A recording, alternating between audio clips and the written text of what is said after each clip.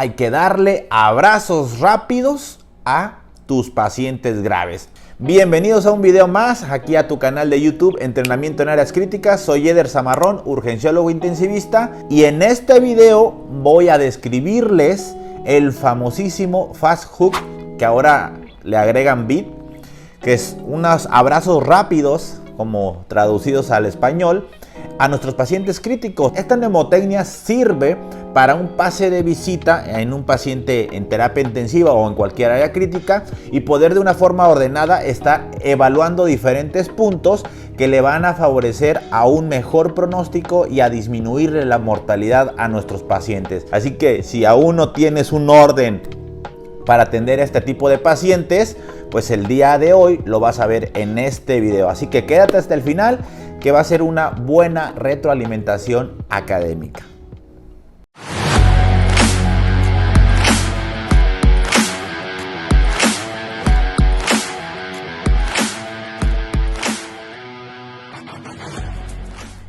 Y de repente estamos ante un paciente grave y no sabemos por dónde empezar.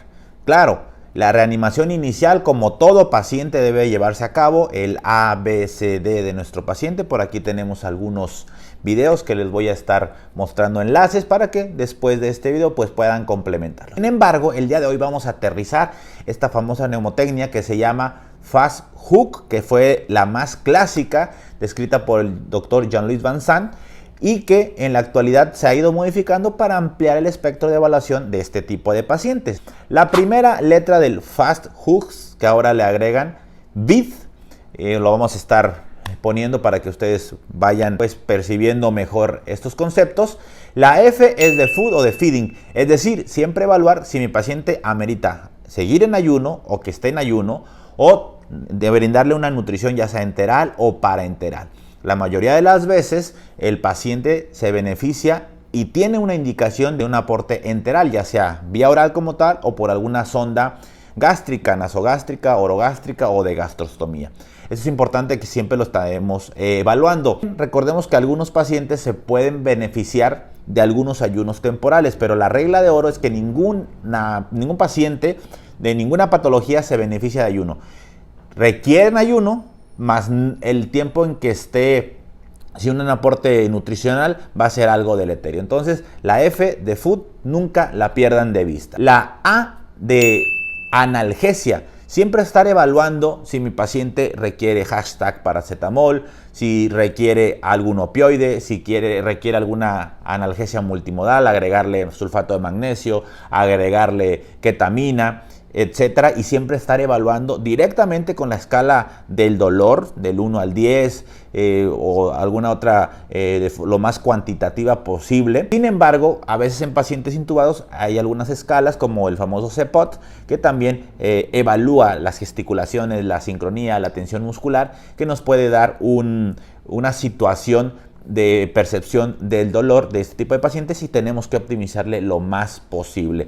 Los AINES, aunque clásicamente controvertidos en este tipo de pacientes, en la actualidad tal parece que se pueden llegar a brindar, siempre cuidando que esto no traiga complicaciones de aumento en riesgo de sangrados digestivos, en riesgo de lesión renal, etcétera, pero tal parece que son un tanto seguros, aunque puede haber un debate acerca de esta situación. La siguiente es la S de sedación.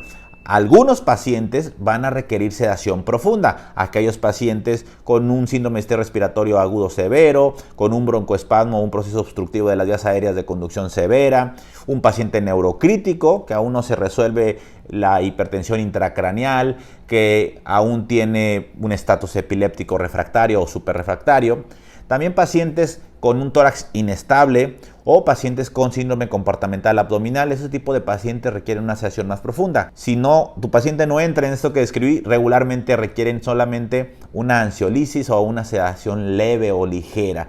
Hay diferentes escalas, la más conocida es la escala de RASP, por la parte de caja de comentarios, etcétera. Les voy a poner los enlaces. Entonces, lo que quiero es describir cómo pueden hacer la estrategia de evaluación en estos pacientes. Llamamos FAST, falta la T de tromboprofilaxis o anticoagulación cuando se requiera. La tromboprofilaxis ideal siempre será la movilización de mis pacientes. Que le quitemos factores de éstasis, factores protrombóticos, factores de lesión endotelial, que esos luego no se pueden quitar, pero la éstasis venosa sí, con la movilización primero pasiva, cuando el paciente no coopere, y luego finalmente una movilización activa por el equipo multidisciplinario correspondiente, que específicamente son los fisioterapeutas de cuidados críticos o kinesiólogos.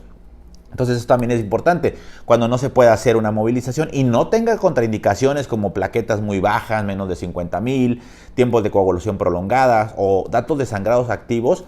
Entonces se le puede dejar alguna tromboprofilaxis farmacológica, como puede ser una heparina de bajo peso molecular, como enoxaparina, 40 miligramos subcutáneos cada 24 horas, entre algunas otras estrategias que se puedan llevar a cabo.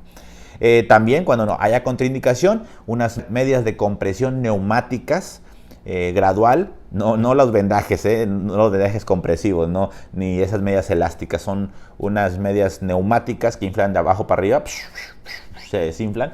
Eso también puede llegar a ser útil cuando no se pueda poner tromboprofilaxis farmacológica o inclusive a veces cuando haya el recurso, a la par se puede llevar a cabo, ¿de acuerdo?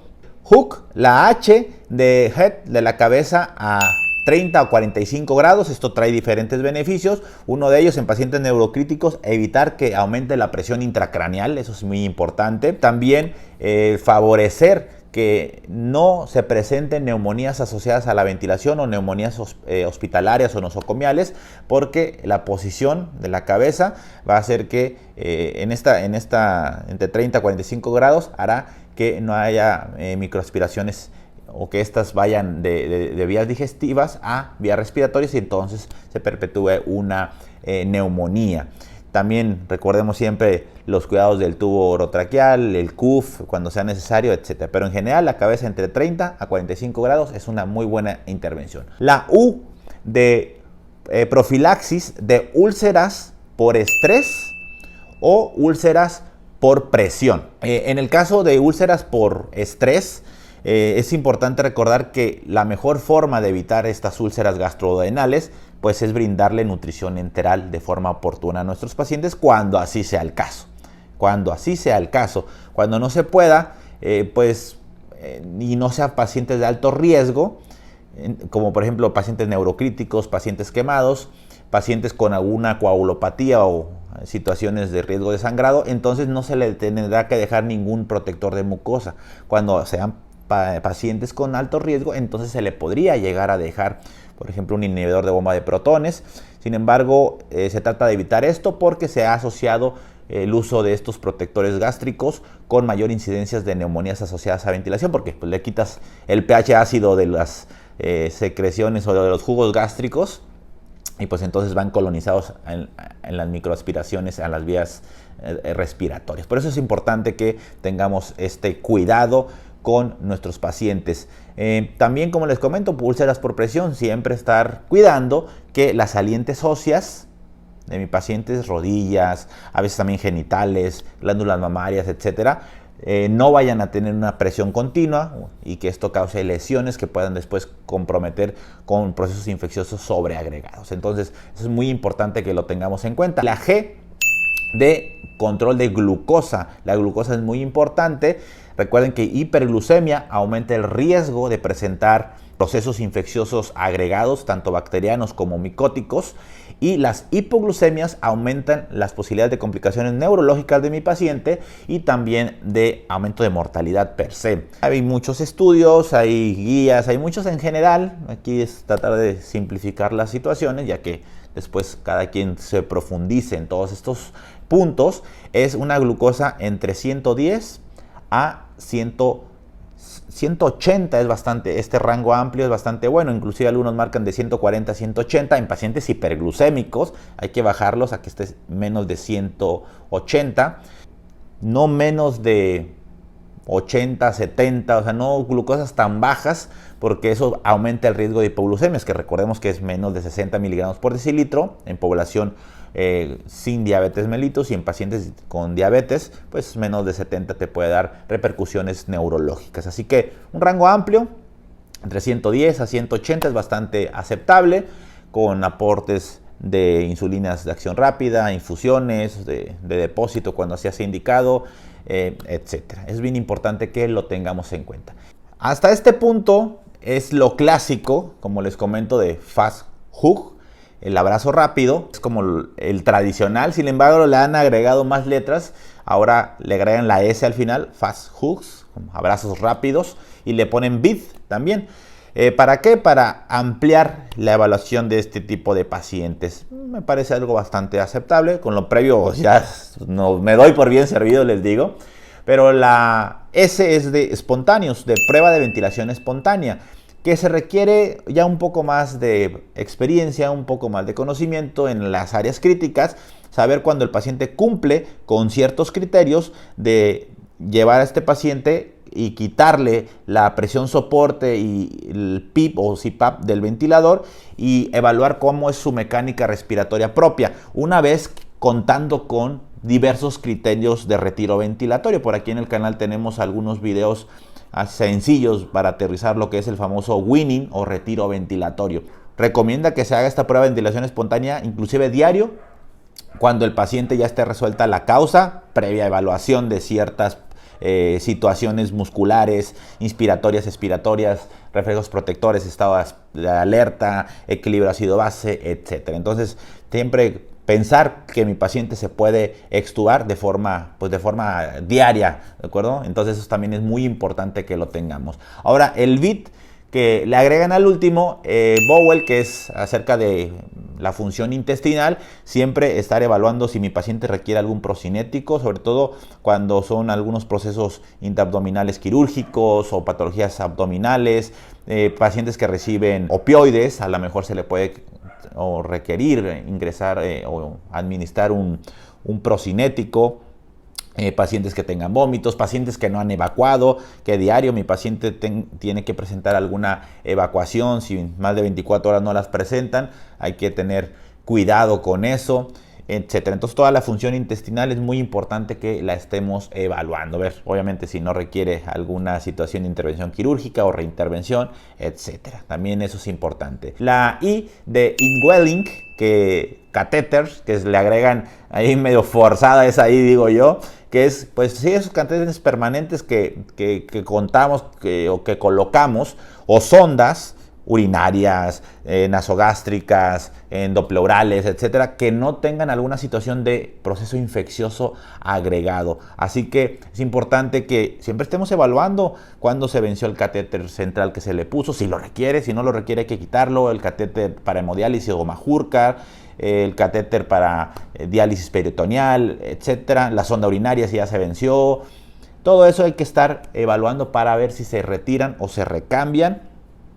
Se retiran definitivamente o se recambian cuando estén infectados, y pues todo el abordaje antibiótico, que es justamente la última letra de escalar antibióticos. Por ejemplo, en procesos infecciosos severos dejamos a veces antibióticos altos o antimicóticos altos, y después, acorde a los cultivos que se han tomado, se consideran la descalación, ¿de acuerdo? A lo mejor tenía un carbapenémico, pero ahora sale sensible a una quinolona, y entonces la ajustamos a lo que corresponda. Y los tratamientos antibióticos que también se evalúen cuando ya no se requieren. Sabes que ya tiene 5 días de este antibiótico, ya cumplió el periodo, ya no tiene proceso infeccioso activo, leucos, procalcitonina, lo que se evalúe para esto, entonces ya se podría llegar a retirar. Y de esta forma, con su Fast Hug, ahora le agregan, le digo, Fast Hugs, BID, ustedes pues pueden hacer abrazos rápidos a sus pacientes y de esa forma pues no perderse en la evaluación de los mismos. Cada punto que acabo de escribir obviamente es un mundo de información, solamente les trato de llevar esta mnemotecnia para que sean ordenados y no se les vaya ninguna situación. Ojo, siempre también evalúen los procesos de intervenciones netamente de la patología que llegue a tener su paciente. Si requiere algo en especial, algún tratamiento, por ejemplo, si es un Guillain-Barré y requiere inmunoglobulina o una plasmaféresis, si es un proceso neuroinfeccioso y requiere específicamente algún esteroide coadyuvante, etcétera, etcétera. Así que eso es. Abrazos rápidos a sus pacientes. Es importante que siempre lo tengan por ahí. Oferten abrazos rápidos a sus pacientes de terapia intensiva o de áreas críticas y pues péguensele siempre con todo su grupo multidisciplinario. Te mando un abrazo, les mando un abrazo. Gracias por seguirme, por seguir a todos los miembros de este canal. Muchas gracias a los suscriptores, muchas gracias a los miembros intensivos de este canal que colaboran directamente con el mismo. Recuerda, si llegaste hasta acá, dale una manita arriba, regálanos ese like, no te cuesta nada, es gratis. Comparte el link de este video a tus redes sociales, por los grupos de WhatsApp de las tías, de los tíos, a Face, a TikTok, ahí donde quieras, compártanlos.